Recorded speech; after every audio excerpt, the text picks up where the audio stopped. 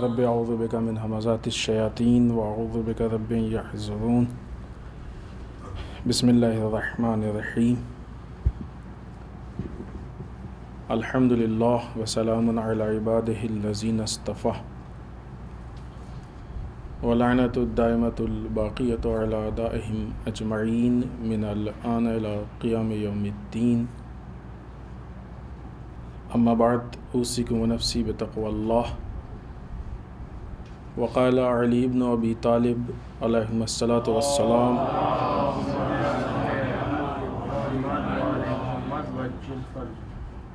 الراضی بفعل قوم کالداخل فیہ ماحم وعلی کل داخل فی باطل اثمان اسم العمل بہ و اسم الرضا بہ۔ اس پہلے خطبے میں سب سے پہلے اپنے نفس اور آپ سب کو تقوی الہی کی دعوت دیتے ہوئے، اس لیے کہ تقوی ہی وہ ذریعہ اور وسیلہ ہے کہ جس کے ذریعے سے انسان کو عزت اور آبرو حاصل ہوتی ہے۔ کوئی انسان یہ نہیں چاہے گا کہ خدا نخواستہ دنیا میں ذلت کی زندگی گزارے یا ذلیل ہو۔ اللہ کے نزدیک سب سے زیادہ صاحب عزت وہ ہے کہ جو تقوی میں سب سے زیادہ ہے۔ یہ قرآن میں اللہ نے صریحاً ہم کو بتایا، سورہ حجرات کی آیہ شریفہ۔ لہٰذا اگر ظاہر سی بات ہے کہ عزت کا معیار ہم اور آپ نہیں ہو سکتے۔ اگر ہم اور آپ ہوں گے تو ہم اپنے مزاج کے اعتبار سے طے کریں گے کہ کون سی چیز زیادہ صاحب عزت ہے یا کون سی چیز ہے جو زیادہ صاحب عزت بناتی ہے۔ عزت کا معیار اللہ طے کرے گا، خوب پوری گفتگو ہے اس پہ۔ عزت و ذلت اللہ کے ہاتھ میں ہے، آیات ہیں اس پہ صریح، ابھی ہم ان تفاصیل میں نہیں جائیں گے کیونکہ ہم کو خود تقوی سے متعلق گفتگو کرنی ہے۔ لہٰذا عزت و ذلت کا معیار انسان کا تقوی ہے۔ جتنا انسان کا تقوی زیادہ ہوگا اتنا ہی وہ صاحب عزت ہوگا، ولو یہ کہ دنیا میں کچھ لوگ اس کو نہ سمجھ سکیں۔ یہ ان کی پرابلم ہے، ان کی کم فہمی ہے، سمجھ نہیں پا رہے، سمجھ کم۔ اور جتنا انسان کے اندر تقوی کم ہوگا اتنی ہی اللہ کے نزدیک اس کی عزت کم ہوگی۔ اور یہی چیز معیار بنتی ہے آخرت اور عاقبت کے لیے۔ جتنا انسان کے اندر تقوی ہوگا اتنی ہی اس کی آخرت اور عاقبت بہتر ہوگی۔ قرآن مجید نے اس کے لیے بھی اعلان کیا ہے کہ عاقبت متقین کے حق میں ہے، جو صاحبان تقوی ہیں ان کے لیے مفید ہے۔ یہ بھی قرآن مجید کی آیہ شریفہ ہے۔ لہٰذا اگر ہم تقوی الہی کے لیے کوشش کریں اور زیادہ سے زیادہ تقوی الہی کو اپنانے کی کوشش کریں تو یہ تقوی الہی ہم کو دنیا میں بھی فائدہ پہنچائے گا، آخرت میں بھی۔ اپنے مشکلات کے اعتبار سے بھی اللہ نے ہم سے کہا ہے کہ جو لوگ اللہ کے تقوی کو اختیار کرتے ہیں اللہ ان کے لیے راستے کھول دیتا ہے۔ یہ بھی قرآن مجید کی آیہ شریفہ ہے۔ تو جتنا انسان اللہ کے تقوی کو اپنائے گا اتنا ہی اس کے لیے کشادگی ہوتی جائے گی، راستے کھلتے جائیں گے، مسائل حل ہوتے جائیں گے، مشکلات حل ہوتی جائیں گی اور فلاح و بہبود تک پہنچے گا۔ دنیا میں عزت، دنیا میں راستوں کا کھلنا، آخرت میں کامیابی، عاقبت کا اچھا ہونا، یہ ساری چیزیں اس بات پہ ڈیپینڈ ہیں کہ ہمارے اندر تقوی کتنا ہے۔ اور تقوی پہ بات ہو چکی کہ تقوی یعنی انسان اللہ کی صحیح معنوں میں اطاعت کرے۔ حد اقل تقوی یہ ہے کہ واجبات پہ عمل ہو اور حرام چیزوں سے اپنے آپ کو محفوظ رکھے. حد اقل کم سے یہاں سے آغاز ہوتا ہے، پھر وہ الگ الگ معیار ہیں اور الگ الگ اس کے مراحل ہیں. آئیے اس کے بعد امیر بیان مولائے متقیان حضرت علی ابن ابی طالب علیہ الصلاۃ والسلام کا قول جو ہم نے آپ کی خدمت میں پیش کیا. امام فرماتے ہیں الراضی بفعل قوم کالداخل فیہ معہم. کوئی شخص اگر کسی قوم کے کسی فعل یا کام سے یا عمل سے راضی ہو جاتا ہے تو وہ بھی اسی کے ساتھ شمار کیا جائے گا. ایک قوم ہے کہ جو مثلاً ظلم کر رہی ہے، غلط کر رہی ہے، اگر ہم راضی ہیں کہ نہیں ٹھیک ہے صحیح کر رہے ہیں چلے گا، تو امام کہتے ہیں کہ یہ جو راضی ہے اس کے کام سے یہ اسی کے ساتھ شمار کیا جائے گا. اور جو بھی اس باطل میں داخل ہو جائے گا علی کل داخل فی باطل اثمان، جو بھی اس باطل میں اس کام میں داخل ہو جائے گا اس کے لیے 2 گناہ، یعنی وہ 2 برابر گنہگار ہیں. اثم العمل بہ، ایک گناہ تو جو اس نے یہ غلط کام انجام دیا ہے، ظلم کیا ہے، جو بھی کیا ہے اس کے لیے جو گناہ یعنی عذاب، یعنی اللہ کی ناراضگی. واسم الرضا بہ، اور دوسرا گناہ اس چیز کا کہ جو اس سے راضی ہے، دوہرا گناہ، یہ دوہرے گناہ کا حقدار ہوگا.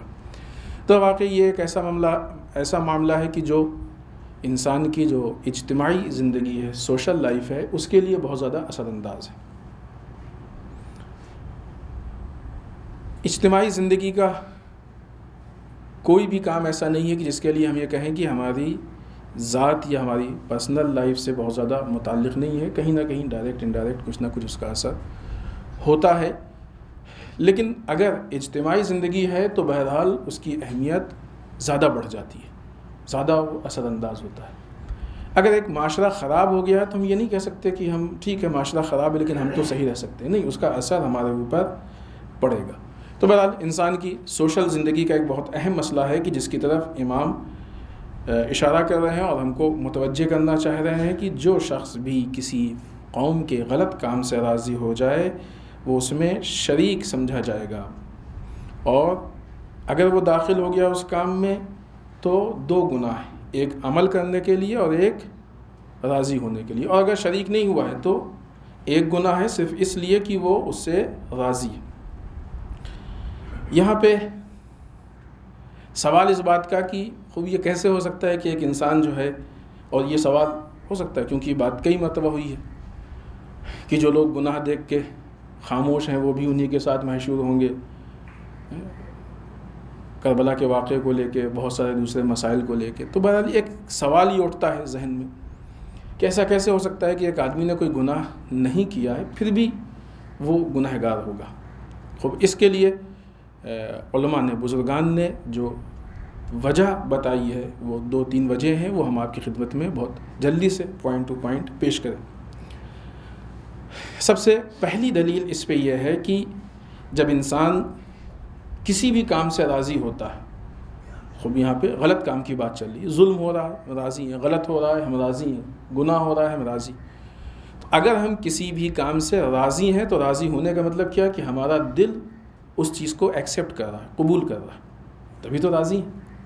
جس چیز کو دل قبول نہیں کرے گا انسان اس سے راضی نہیں ہوتا ہے. تو اس کا مطلب کہ ہمارا دل اس چیز کو قبول کر رہا ہے، ولو یہ کہ فی الحال ابھی ہمارے زبان پہ وہ چیزیں نہیں ہیں، ہم ان چیزوں سے متعلق گفتگو نہیں کر رہے ہیں، لوگوں کو نہیں کہہ رہے ہیں، عمل ہمارا نہیں ہے، خود عمل سے زبان سے وہ چیز نہیں ظاہر ہو رہی ہے، لیکن دل ہمارا راضی ہے.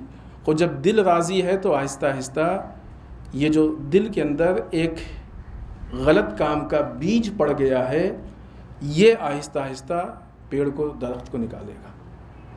خود اگر صرف راضی ہیں تو یہ راضی سے پھر انسان کے اندر محبت پیدا ہوگی اور آج راضی ہیں اور کل وہ کام وہ خدا نخواستہ انجام دے سکتا ہے. اسی لیے وہ کام کی جو بہت زیادہ خطرناک ہیں ان کے ایک مرحلہ پہلے شریعت نے ہم کو روکنے کی کوشش کی، لیکن نہیں، بہت سی ایسی چیزیں ہیں. شراب جس ٹیبل پہ پی جائے وہاں پہ نہ بیٹھیے، جائز نہیں. کیا حرج، ہم تو نہیں پی رہے، ہم تو خالی بیٹھے ہیں. نہ بیٹھیے، جائز نہیں ہے. کیوں؟ اس لیے کہ بیٹھیں گے تو نزدیک ہو جائیں گے. آہستہ آہستہ پھر وہ جو ایک بیچ میں دیوار ہے ٹوٹ جائے گی. نامحرم تنہائی میں جمع نہ ہو، ہے نا، اس طرح کی چیزیں جو منع کی گئی ہیں. بلا وجہ کی بات نہ ہو، بہت زیادہ ہنسی مذاق نہ ہو، بہت زیادہ فری نہ ہو. کیوں؟ کیونکہ یہ چیزیں راستہ کھولتی ہیں، دروازہ کھولتی ہیں گناہوں کے لیے. لہٰذا بہت سارے ایسے کام ہیں کہ اللہ نے اس کو ایک مرحلہ پہلے، گناہ سے ہمیشہ انسان ایک اسٹیپ پہلے رک جائے تاکہ مطمئن رہے کہ ہم گناہ کے پاس نہیں پہنچیں گے. اس سے تھوڑا پہلے ہی انسان رک جائے. تو اب اگر انسان کسی فعل سے راضی ہو گیا تو اس کا مطلب کہ اس کام کے لیے اس کے دل میں جگہ آ گئی.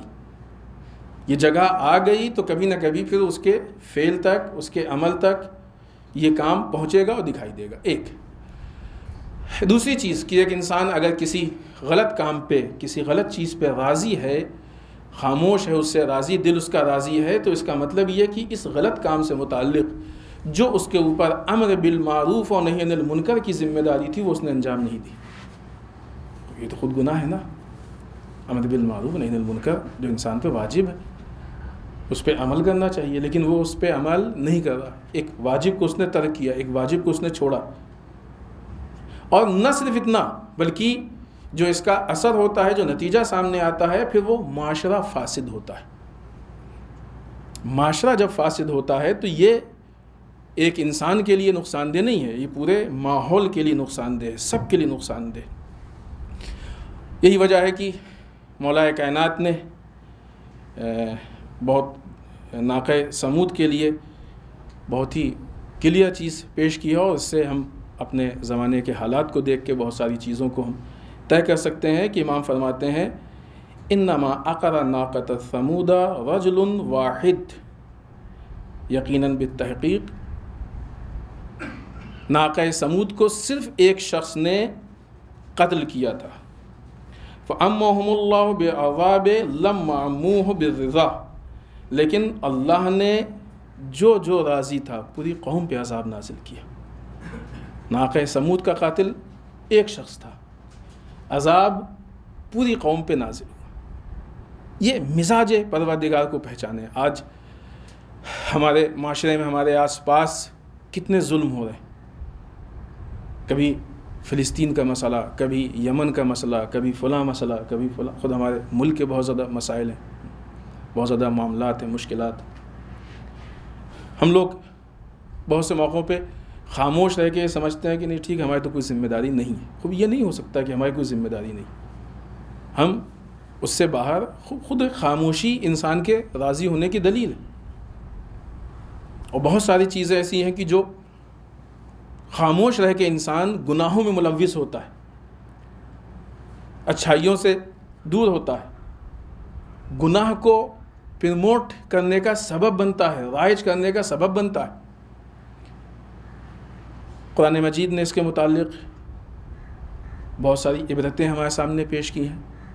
روایات میں اس مسئلے سے متعلق جو ہمارے یہاں احادیث کی ماخذ کتابیں ہیں، اس میں پورے چیپٹر ہیں. کسی میں مثلا اس سے متعلق 17 حدیث، کسی میں اتنی حدیث، کسی میں بہت تفصیل ہے بھی. وہ تو ظاہر خطبے میں اتنا موقع نہیں کہ ہم ان ساری چیزوں کو پیش کریں. بہت ساری حدیثیں ہیں ان چیزوں سے متعلق کہ کسی چیز کو دیکھ کے اگر ہم راضی یا خاموش ہیں تو کیا ہے.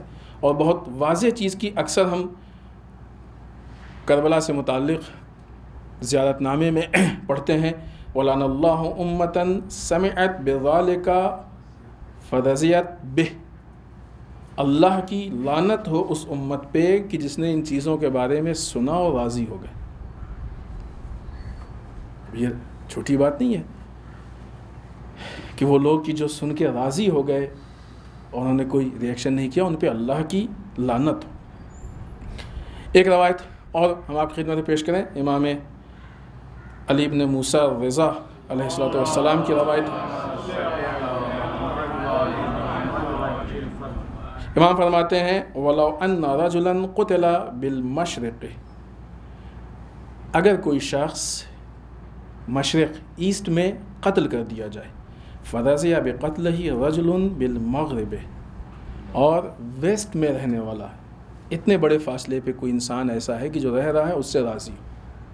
ایک شخص ایسٹ میں قتل ہوا ہے، ویسٹ میں رہنے والا اس مسئلے سے راضی ہے. لکان الراضی عند اللہ عز وجل شریک القاتل، اللہ کے نزدیک یہ راضی رہنے والا قتل کرنے والے کا شریک ہے. اتنے فاصلے کے بعد یہ راضی رہنے والا قتل کرنے والے کا شریک مانا جائے گا. اگر ہم دنیا میں جو اس وقت مظالم ہو رہے ہیں، جو ظلم و ستم کا بازار گرم ہے، آپ سوچیں کہ اگر لوگ اسلام کے اس قانون پہ روز اول سے عمل کرتے اور پہلا شخص جب ناحق قتل کیا گیا تھا اس وقت ساری امت مسلمہ، ہم یہ نہیں کہتے ہیں کہ سب لوگ، خود مسلمانوں کے لیے تو ایک قانون اسلامی ہے نا، روایت ہے، قرآن نے اس چیز کی طرف ہدایت کی ہے، ساری امت مسلمہ شدت کے ساتھ اعتراض کرتی کہ یہ کام غلط ہے، ہم اس کو قبول نہیں کر سکتے ہیں، تو یقیناً دوسرا کوئی انسان ناجائز قتل نہیں کیا جاتا. ہم یہ نہیں کہہ رہے کہ مسلمان قتل ہوتا، نہیں، اسلام یہاں پہ عام بات کر رہا ہے. کوئی بھی انسان قتل ہوتا اگر ناجائز ناحق قتل، کیونکہ یہ بار بار ہم نے ذکر کیا اور اشارہ کریں کہ مولا کائنات نے یہودی عورت کے پیر سے پازیب کے چھننے پہ اپنی آدمی کو ڈانٹا تھا، یاد ہے. یہاں ظلم کے معاملے میں دین و مذہب کا کوئی مسئلہ نہیں ہے، برائیوں، غلطیوں، خرابیوں کے معاملے میں نہیں، یہاں پہ ایک کلی چیز ہے. اگر روز اول سارے مسلمان متفق ہو کے، آج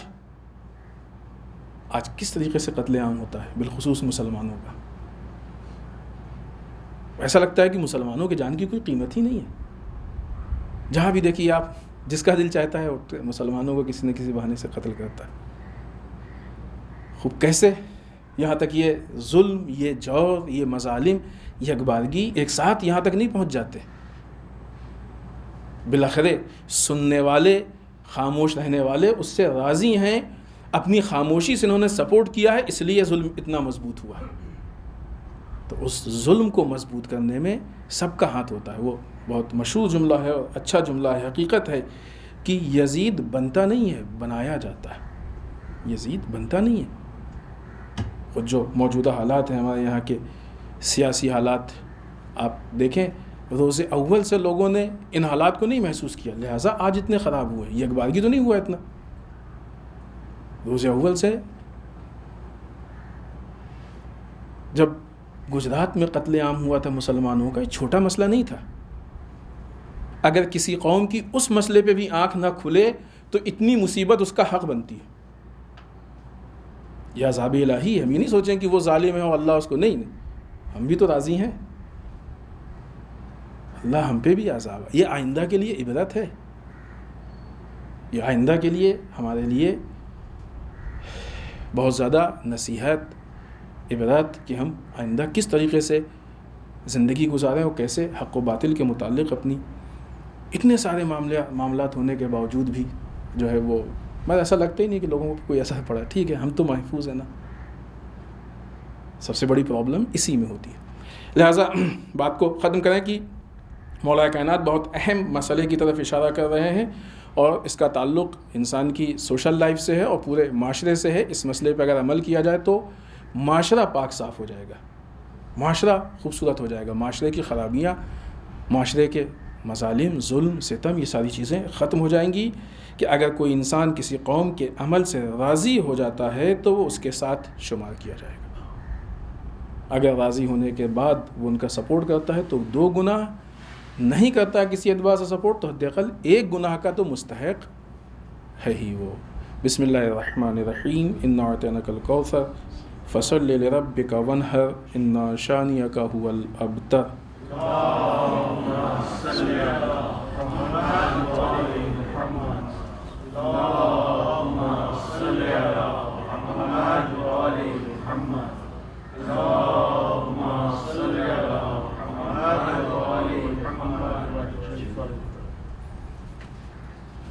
رب اعوذ بک من همزات الشیاطین واعوذ بک رب ان یحضرون. بسم اللہ الرحمن الرحیم. الحمد للہ الذی لا یبلغ مدحتہ القائلون ولا یحصی نعمہ العدون ولا یؤدی حقہ المجتہدون. اللہم صلی وسلم علی صاحب الدعوۃ النبویہ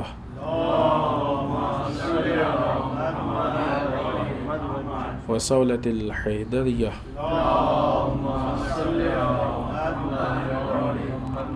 والعصمۃ فاطمیہ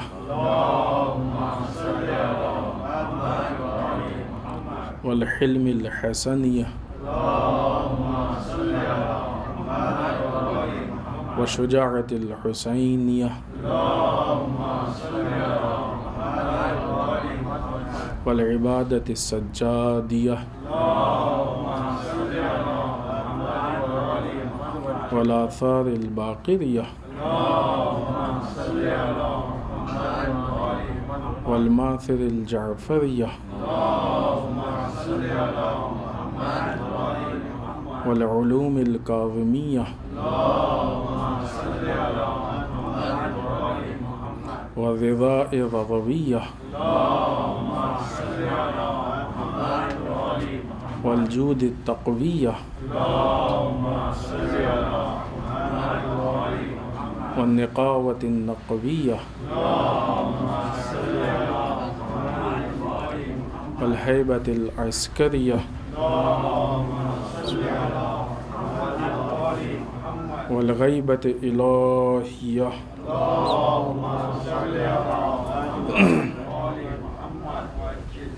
واللعنۃ الدائمۃ الباقیۃ علی اعدائہم اجمعین من الآن الی قیام یوم الدین، اما بعد۔ اس دوسرے خطبے میں ایک بار پھر اپنے نفس اور آپ سب کو تقوی الہی کی تاکید کرتے ہوئے اس ہفتے کے مناسبات میں سب سے پہلی جو مذہبی مناسبت ہے وہ خود آج کی تاریخ جناب سکینہ بنت الحسین سلام اللہ علیہا کی ولادت باسعادت کی تاریخ ہے۔ آپ سب کی خدمت میں تبریک و تہنیت عرض کرتے ہیں، اور آنے والی 24 تاریخ یہ بھی امام حسین علیہ السلام کے فرزند جناب علی اصغر علیہ السلام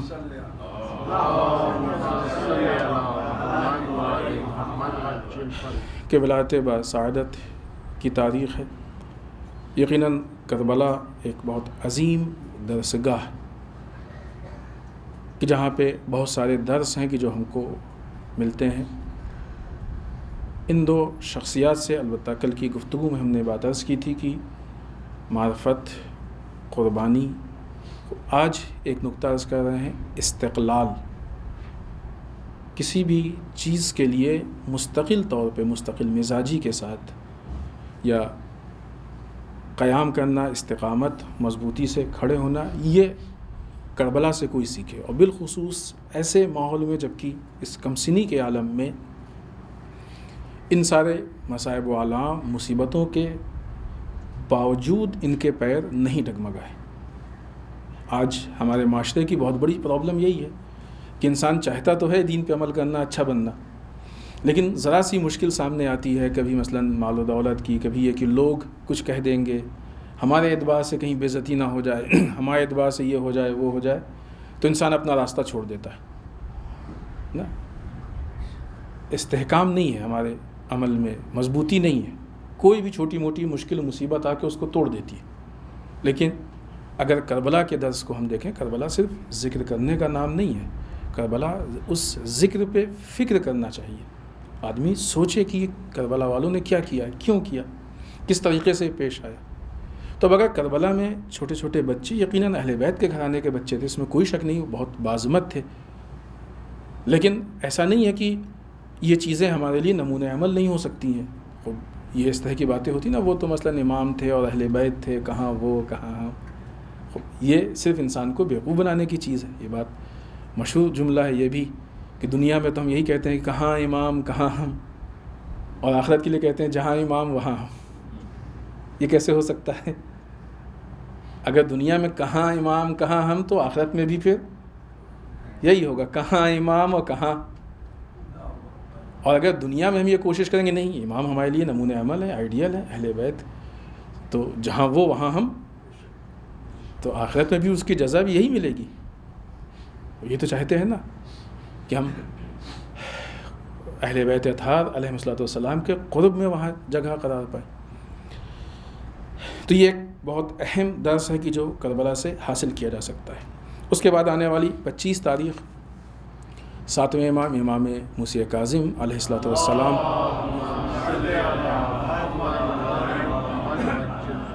کہ شہادت کی تاریخ ہے۔ امام کے زمانے کے جو حالات ہیں وہ بہت واضح اور کلیئر ہیں۔ ایک طرف سے امام نے اپنے اصحاب اور ان میں بالخصوص جو مشہور نام ہے جناب علی بن یقطین کا، ان کو حکومت میں بھیجا تاکہ اثر اور رسوخ حاصل ہو سکے اور قوم کے مسائل اور مشکلات کو حل کر سکے۔ یہ امام کا ایک سیاسی پولیٹیکل اقدام تھا، اور نہ یہ کہ صرف بھیج کے نظر رکھی اور تعاون کیا، مدد کیا، اس طرح کی مدد کی کہ یہ وہیں پہ روکے رہے۔ وہ مشہور ہے واقعہ، خلعت والا، وضو کے طریقے کے بدلنے والا، یہ باتیں پیش ہو چکی ہیں۔ تو سیاسی اعتبار سے، پولیٹیکل اعتبار سے اگر ہم دیکھیں تو ایسا نہیں کہ ہمارے امام، جو یہ باتیں مشہور ہیں کہ ہمارے امام بس وہ بیٹھ کے زندگی گزاری ہے، کچھ ایسا نہیں ہے۔ وہ ہر وقت انسان کے اور بالخصوص امام کے عمل کرنے کا، قیام کرنے کا یا مقابلہ کرنے کا طریقہ الگ ہوتا ہے۔ آج تو یہ چیزیں بہت زیادہ کلیئر ہیں نا، ہر جنگ اسلحے سے نہیں ہوتی ہے، اور آج یہ چیزیں بہت زیادہ سامنے دکھ رہی ہیں۔ لہذا امام نے وہ حالات پیدا کرنے کی کوشش کی کہ جہاں پہ لوگوں کے اندر ایک بیداری پیدا کی جا سکے، بصیرت پیدا کی جا سکے، ان کا سپورٹ کیا جا سکے، ان کا بچاؤ کیا جا سکے۔ اس کے لیے ہر وہ ممکن راستہ کی جو امام کے سامنے تھا، امام نے اس کو اپنانے کی کوشش کی۔ لہذا یہ بہت مشہور ہے۔ دوسری طرف سے باطل کے سپورٹ کے لیے جناب صفوان جمال کا واقعہ بہت مشہور ہے کہ جب انہوں نے پوچھا کہ مولا آپ ہم سے راضی تو ہیں؟ کہاں سب کچھ تمہارا ٹھیک ہے سوائے ایک۔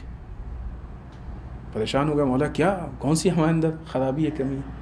کہ تم نے حاکم کو اپنے اونٹ رینٹ پہ دیے۔ یہ بات ابھی کچھ دن پہلے ہم نے کسی موقع پہ یاد بھی دلائی تھی۔ تم نے حاکم کو اپنے اونٹ کرائے پہ دیے ہیں، رینٹ پہ دیے ہیں۔ مولا سفر حج ہے، اس سے کیا مشکل ہے؟ کہا تم کو یہ تو انتظار ہوگا نا کہ جب تک تمہارا کرایہ نہ مل جائے وہ سالم رہے۔ ہاں یہ تو ہے امید۔ خوب یہی غلط ہے، ظالم کے لیے اتنا بھی پازیٹیو سوچنا غلط ہے۔ یہ امام کی نظر ہے۔ اس اعتبار سے ہم اپنے زمانے کے ظالمین کو پہچانیں۔ بعض اوقات یہ گفتگو ابھی اتفاقاً پہلے اس میں بھی بات اسی سے متعلق ہوئی، بعض اوقات قوم کے افراد گفتگو کرتے ہیں ہم امریکہ کو کیوں برا کہیں، اس نے ہمارا کیا بگاڑا ہے۔ یہ جملہ پوری داستان بتا دیتا ہے کہ تم نے اپنے 12 اماموں میں سے کسی کو نہیں پہچانا، رسول کو نہیں پہچانا، صدیق طاہرہ نہ یہ پہچانا تم نے، ان کے بارے میں ذرا سا بھی نہیں پڑھا۔ اتنی بڑی بات کیسے انسان کہہ دیتا ہے؟ اسرائیل کو کیوں کہیں، اپنے کو کیا کرنا ہے، اپنا تو کاروبار ہوتا ہے، ان سے کاروبار پہ اثر پڑے گا، ہے کہ نہیں ہے؟ صفوان جمال سے امام کیا کہہ رہے ہیں؟ کاروباری کی تو بات کر رہے ہیں، کیوں تم نے ان کو رینٹ پہ دیا، کیوں تم نے اس کو کرائے پہ دیا؟ اور کیا کہنا صفوان جمال کا کہ فوراً انہوں نے جو ہے وہ سارے اونٹ اپنے بیچ دیے۔ وہ پورا اس کا ایک واقعہ ہے، بیک گراؤنڈ ہے۔ تو یہ امام، ایک حدیث امام کی ہم ذکر کرتے ہیں بعنوان نصیحت ہم سب کے نفس کے لیے، کہ 3 چیزیں بتائی ہیں امام نے کہ 3 طرح کے لوگ ہلاک ہوں گے۔ جو اللہ کے بارے میں گفتگو کرے، اس کا مطلب نہیں کہ اللہ کے بارے میں بات نہ کریں، اللہ کے بارے میں ایک لمٹ تک ہمارا علم سپورٹ کرتا ہے، اس کے آگے اگر ہم بات کریں گے تو پھر گمراہی کا راستہ ہے۔ اس لمٹ کے آگے ہم کو بات نہیں کرنی ہے۔ خب وہ چیزیں ظاہر سی بات ہے کہ جب ورنہ اس کا مطلب بغیر اس کے پھر اللہ کی معرفت ہی نہیں حاصل ہوگی۔ تو جو بنیادی بیسک چیزیں وہ ہم پڑھیں، سمجھیں، اور جہاں تک ہمارا علم، ہماری فکر، صلاحیت، بصیرت سپورٹ کر رہی ہے ہم، لیکن اس کے آگے پھر جو ہے وہ ظاہر سی بات ہے کہ ہماری عقل سے باہر کی چیز ہے۔ دوسری چیز، ومن طلب ریاست ہلاکہ، جو ریاست کا طالب ہو وہ ہلاک ہو جائے گا۔ بعض اوقات ہوتا ہے نا، ریاست سمجھتے ہیں، عہدہ، بڑا عہدہ، ہم باس بن جائیں، ہم یہ بن جائیں، حاکم بن جائیں۔ اب اس کا مطلب بھی یہ نہیں ہے کہ انسان پھر عہدے پہ ہی نہ ہے، نہیں، مقصد ریاست نہ ہو، مقصد خدمت ہو، ریاست وسیلہ ہو، ذریعہ ہو خدمت کے لیے، لیکن جس دن یہ عہدہ مقصد بن جائے گا انسان ہلاک ہو جائے گا، یہ ہلاک ہو جائے گا۔ تیسری چیز جو امام نے اس قول میں فرمائی ہے، من دخلہ العجب ہلاکا، وہ شخص کی جس کے اندر عجب داخل ہو جائے، خود پسندی، اپنے کو پرفیکٹ سمجھنے لگے، ہم جو کچھ کہہ رہے ہیں صحیح ہے، ہم جو کچھ کر رہے ہیں صحیح ہے، ہم جو کچھ سوچ رہے ہیں صحیح ہے، ہمارے اندر کوئی کمی نہیں، نقص نہیں، خوب ہلاکا، امام کہتے ہیں انسان ہلاک ہو جائے گا۔ اب یہ اور بات ہے کہ یہ ہلاکت شاید ہمارے سمجھ میں نہ آئے، یہ الگ بات ہے، ورنہ امام کی بات غلط نہیں ہو سکتی ہے۔ اور یہ تینوں چیزیں ہیں بھی ایسی کہ جو ہلاکت کی طرف ہی لے کے جاتی ہیں، اور دوسری جگہوں پہ بھی اس طرح کی باتیں روایات میں موجود ہیں۔ اس کے بعد کی جو مناسبت ہے وہ 26 تاریخ حضرت ابو طالب علیہ الصلاۃ والسلام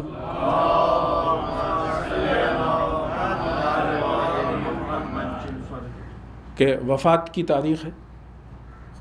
واقعی حضرت ابو طالب اس شخصیت کا نام ہے کہ جنہوں نے اتنی ساری مصیبت اور مظالم کے باوجود رسول اللہ صلی اللہ علیہ وآلہ وسلم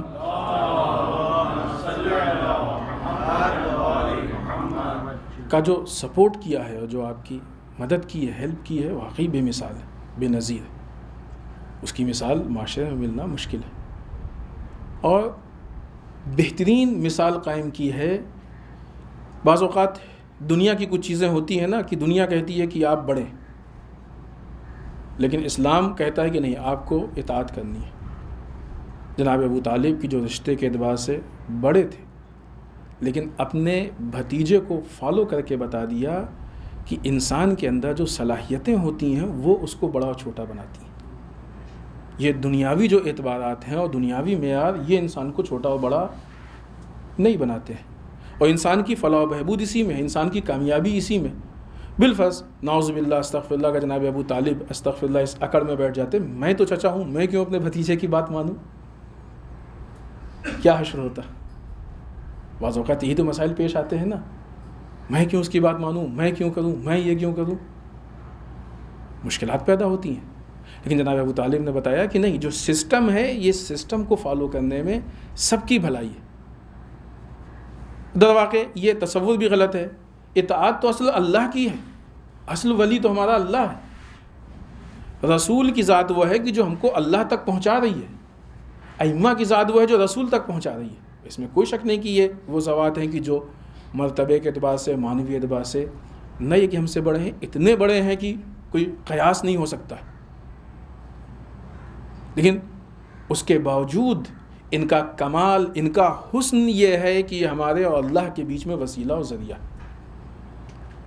یہ جناب ابو طالب کی نصرت کا طریقہ، بعنوان امت زندگی گزارنے کا طریقہ اگر ہم اپنا لیں تو وہ ہمارے لیے کامیابی کا باعث ہوگا۔ اس کے بعد شب معراج اور عید مبعث، یہ اگلے شب جمعہ اور جمعہ کی مناسبت ہے۔ معراج کے لیے ایک جملہ عرض کریں کہ معراج کی آیت شریفہ ہم لوگوں کو بندگی کی دعوت دیتی ہے۔ سبحان بسم اللہ الرحمن الرحیم، سبحان الذی اسری بعبدہ، پاک و پاکیزہ ہے وہ ذات کی جس نے سیر کرائی کسے؟ اپنے بندے کو۔ یہ سارا معاملہ بندگی کی بنیاد پہ ہے، عبد، اپنے عبد کو، یہ سارا معاملہ بندگی کی بنیاد پہ ہے۔ رسول اللہ اللہ کے اتنے خالص مخلص بہترین بندے تھے کہ اس بندگی نے وہاں پہ اس کمال تک پہنچایا۔ اور بندہ بھی ہو تو کوئی ایسا ہو کہ جہاں پہ اللہ خود کہے کہ کچھ عبادتیں کم کیا کیجیے۔ کہاں ہم لوگوں کی عبادت اس لیے کہ نمونۂ عمل ہے۔ لقد کان لکم، بسم اللہ الرحمن الرحیم، لقد کان لکم فی رسول اللہ اسوۃ حسنہ، ہمارے لیے وہ اسوہ ہیں، ہم کو ان کے راستے پہ چلنا ہے۔ اور اسی لیے مومن سے کہا گیا ہے کہ نماز مومن کے لیے معراج، کیونکہ ایک طرف سے بندگی کا آغاز یہیں سے ہوتا ہے، دوسری طرف سے وہ چیز ہے نماز کی جہاں پہ بندگی ہر اعتبار سے آ کے نماز میں دکھتی ہے۔ اگر ایک بندہ مومن اپنی نماز میں ہر روز اصلاح کر کے اس کو بہترین بنا لے تو یہ خود اس کے لیے ایک معراج ہے۔ بہترین کیفیت، کوالٹی اللہ کے لیے ہو، اخلاص کے ساتھ ہو، جو شرائط ہو، بہت ساری چیزیں ہیں کہ اس کے ساتھ. اس کے بعد عید مبعث انشاءاللہ اگلے جمعے کو ہے، اس پہ گفتگو ہوگی کہ ہم یہ عالم اسلام کی اہم ترین تاریخ ہے، روز بعثت ہے کہ جس دن رسول اللہ صلی اللہ علیہ وآلہ وسلم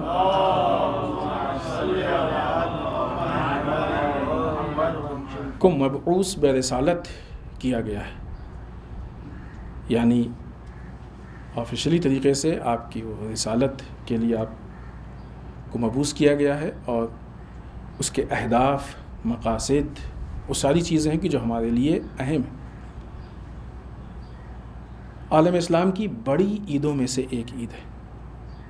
اس دن کے روزے کا اجر الگ ہے، اس دن کے اپنے اعمال ہیں، دعائیں، بہت ساری چیزیں ہیں، بہت اہم دن ہے. لہٰذا یہ عید مبعث یا عید بعثت، اس کی اہمیت یہ ہے کہ سب سے بنیادی چیز کہ ہم مقصد بعثت کو سمجھ سکیں کہ اگر اس دن رسول ہمارے درمیان بعنوان رسول مبعوث کیے گئے ہیں تو مقصد کیا تھا، کیوں اللہ نے رسول کو بھیجا. یہیں پہ سارے معاملات انشاءاللہ حل ہو جائیں گے. موجودہ حالات میں بہرحال جتنا وقت ہے، ایک بہت اہم مسئلہ ہے کہ جو سامنے ہے، وہ یہ کہ پوپ آغا سیستانی سے ملاقات کرنے کے لیے آ رہے ہیں، اور بہرحال ایک سفر ہے. عراق میں پوپ کے استقبال کے لیے آمادگی ہے، اور یقیناً ہونی چاہیے، ان کو مہمان نواز ہونا چاہیے. کوئی بھی اگر آنے کو کہے گا تو منع تو نہیں کر سکتے. استقبال کرنا یہ ہماری ذمہ داری ہے. لیکن دوسری طرف سے خوب یقیناً آغا سیستانی ایک ایسے مرجع ہیں کہ جو باحکمت ہے، زمانے پر نظر رکھتے ہیں، تو ان سے تو نہیں، لیکن ہم لوگ اپنے اعتبار سے اس سفر پہ ایک تحلیلی نگاہ ڈالیں، انالائز کریں کہ آیا یہ سفر ہے کیوں، اہداف و مقاصد کیا. تھوڑا سا غور کریں تو یہ سفر سازشوں سے خالی نہیں لگتا ہے. یہ سفر سازشوں سے خالی نہیں لگتا ہے، سازشوں سے بھرا ہوا ہے، کیونکہ نہ وہ ملک کے اعتبار سے ہمارے مخلص ہیں اور نہ مذہب کے اعتبار سے ہمارے مخلص ہیں. بعض اوقات ظواہر کو دیکھ کے اور اگر باطن نہ سمجھ میں آئے تو ہم سازشوں کا شکار ہو جاتے ہیں. ہم نے بارہ یہ مثال دی کہ بعض اوقات انہوں نے ہمارے متعلق فلم بنائی اور ہم یہ خوش ہو گئے کہ بھائی یہ تو عیسائی ہو کے مسلمانوں کے لیے فلم بنا رہے، کتنی اچھی بات ہے. ہم نے اس کو پروموٹ کیا. معلوم ہوا کہ نہیں، اس میں سازش تھی، اور انڈائریکٹ اس میں ایسے میسج تھے کہ جو بعد میں بہت کچھ کھل کے سامنے آیا ہے. تو یہ اسی طرح کی چیز ہے کہ جو سامنے آ رہی ہے. خوب ان میں بعض اہداف ان کے ہیں کہ جن پہ یہاں پہ گفتگو ہو سکتی ہے، لیکن بعض ایسے ہیں کہ جن کے لیے فی الحال یہاں پہ شاید بات کرنا مناسب نہ. ایک بہت کلیئر مقصد جو سمجھ میں آ رہا ہے وہ یہ کہ عراق میں عیسائیت کو مضبوط کرنا. مسئلہ صرف عیسائیت کو بعنوان مذہب مضبوط کرنا نہیں ہے، عیسائیت کو مضبوط کرنے کے بعد اس سے بہت سارے فوائد اٹھانا. انشاءاللہ اس میں سے ایک آدھ فائدہ بھی ہم آخر میں بھی بیان کریں گے. لیکن وہ فوائد کہ عموماً جو ان کا مزاج ہے وہ بہت سالم، بہت اچھے نہیں ہوتے ہیں. پرابلمز ہوتی ہیں، ان میں مسائل ہوتے ہیں، مشکلات ہوتے ہیں. اب اگر اس حد تک بھی ہو کہ عیسائیت کو عراق میں مضبوط کرنا ہے تو ٹھیک ہے، وہ ہر آدمی کا حق ہے کہ وہ اپنے مذہب کے لیے کام کرے، کسی حد تک اس کو مناسب سمجھا جا سکتا ہے. لیکن اگر یہ چیزیں باعث بن جائیں، ذریعہ بن جائیں ظلم کا، کیونکہ امریکہ، مغربی دنیا، اس نے جو عراق پہ ظلم کیا ہے وہ کسی سے پوشیدہ نہیں ہے. اتنے ظلم کے بعد کیسے یہ اخبار کی یہ محبت نے جوش مار دیا؟ کیا وجہ ہے؟ یہ محبت اخلاص والی ہے یا قسائی والی ہے؟ یہ سوچنے کی ضرورت ہے. جو عراق کے اوپر امریکی دنیا یا یورپ کی طرف سے ظلم ہوا ہے وہ کلیئر ہے، اور نہ یہ کہ صرف عراق. اگر آپ دنیا اسلام کو دیکھیں تو عیسائیت نے داعش کی تاسیس کی ہے، بنیاد رکھی ہے داعش کی پشت پناہی کر رہے ہیں، بیکنگ کر رہے ہیں. اسرائیلی مظالم کے پیچھے ان لوگوں کا پورا سپورٹ ہے، ہاتھ ہے.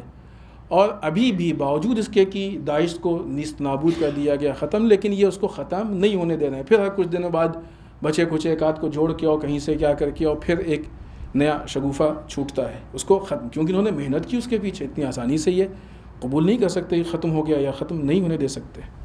بالخصوص عراق اور سیریا میں داعش نے، جو کہ انہی کے کارندے تھے، جو تباہی مچائی ہے وہ کسی سے پوشیدہ نہیں ہے۔